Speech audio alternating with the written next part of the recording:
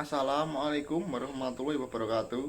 Kami dari kelompok 9 ingin mempresentasikan hasil diskusi kami tentang sekolah alam dan tantangan pendidikan abad 21 yang beranggotakan satu, saya sendiri Rizky Alifianto, NPM 19144600164. 2. Siti Nafiatus Solikah 19144600193 dan Baihaqi NPM 19144600243. Pengertian kurikulum. Kurikulum sekolah alam adalah seperangkat rencana yang berisi segala sesuatu yang diperlukan dalam kegiatan belajar mengajar yang menggabungkan alam sebagai pusat pembelajaran sehingga membentuk generasi yang cinta alam dan bangsa untuk mencapai tujuan pendidikan. Konsep kurikulum sekolah alam.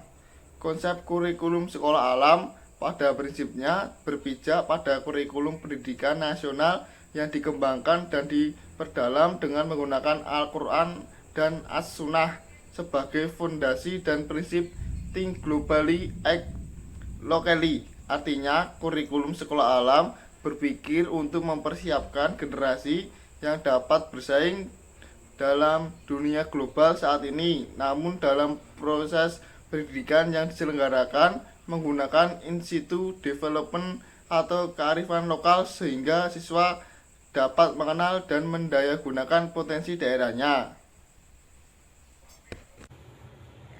Baik, selanjutnya di sini saya akan menjelaskan mengenai tantangan pendidikan di abad 21. Tantangan pendidikan di abad 21 di mana abad ini sudah berpusat pada iptek atau ilmu pengetahuan dan teknologi, tidak hanya meningkatkan nilai karakter siswa saja, melainkan berupa konteks baru pendidikan. Konteks baru pendidikan merupakan kondisi di mana pendidikan tidak lagi menghadapi kompetisi dan kooperasi yang bersifat lokal, melainkan bersifat global. Menurut diskusi kelompok kami, konteks baru pendidikan merupakan kondisi di mana ruang lingkup pendidikan tidak lagi di kancah nasional atau lokal saja, melainkan sudah meluas hingga ke internasional.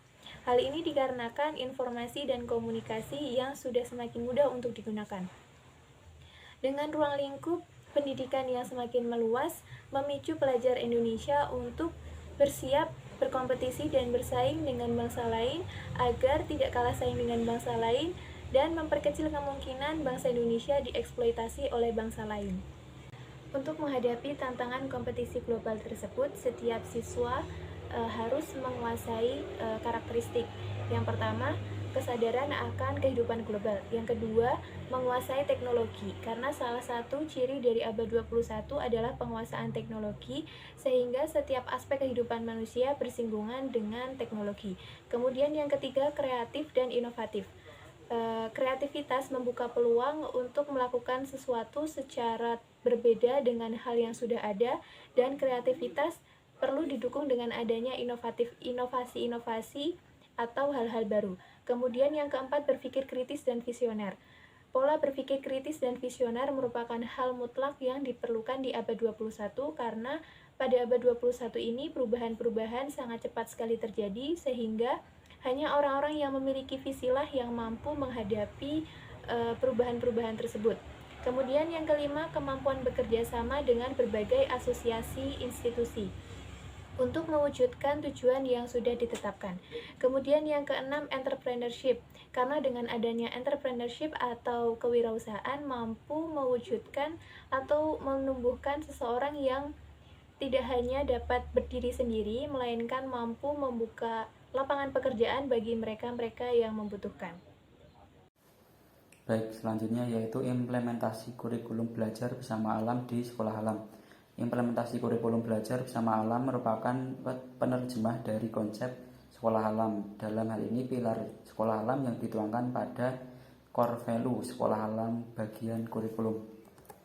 Yang pertama yaitu kurikulum akhlak. Nah, pembelajaran akhlak yang dijalankan oleh siswa merupakan pembelajaran etika yang mengulas tentang apa yang baik dan apa yang buruk, dan tentang hak dan kewajiban sesama manusia sebagai makhluk sosial. Terus yang kedua ada kurikulum kepemimpinan atau leadership.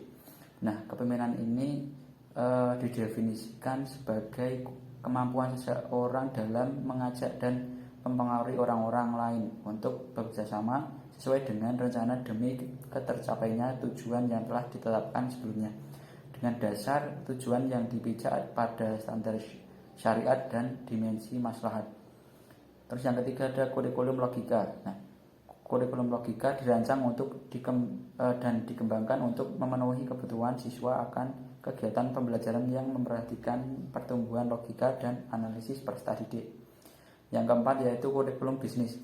Nah, kurikulum bisnis bertujuan untuk membangun kemampuan wirausaha peserta didik dengan membangun kemampuan peserta didik untuk dapat membangun usaha sejak dini dan memberikan tauladan serta kesempatan berguru dengan baik kepada para pengusaha sukses.